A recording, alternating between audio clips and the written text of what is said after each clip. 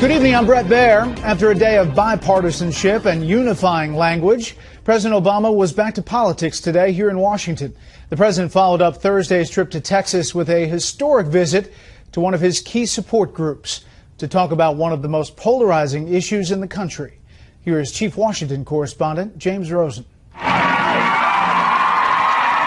The first sitting president to address Planned Parenthood, Mr. Obama thanked the 1,000 supporters at the group's national conference for what he called the remarkable work you're doing day in, day out. Somewhere there's a woman who just received a new lease on life because of a screening that you provided that helped catch her cancer in time. There's one thing the past few years have shown. It's that Planned Parenthood is not going anywhere. It's not going anywhere today. It's not going anywhere tomorrow.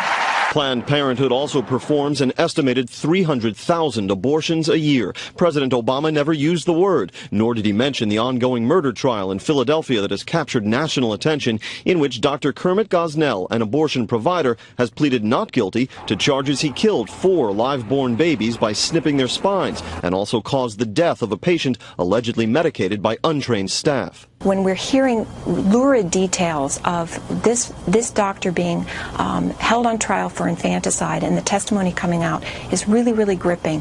For the president not to even comment at all and then to go and speak in front of the world's largest abortionist is really troubling. Mr. Obama also had sharp words for those state legislatures like North Dakota's that have enacted restrictions on abortion rights. Last month, Republican Governor Jack Dalrymple signed into law a measure that bans all abortions in the state, even in the case of rape, if a fetal heartbeat can be detected. And in Kansas, Republican Governor Sam Brownback signed into law a measure that bans certain abortions and codifies that life begins at fertilization. When you read about some of these laws, you want to check the calendar. You want to make sure you're still living in 2013.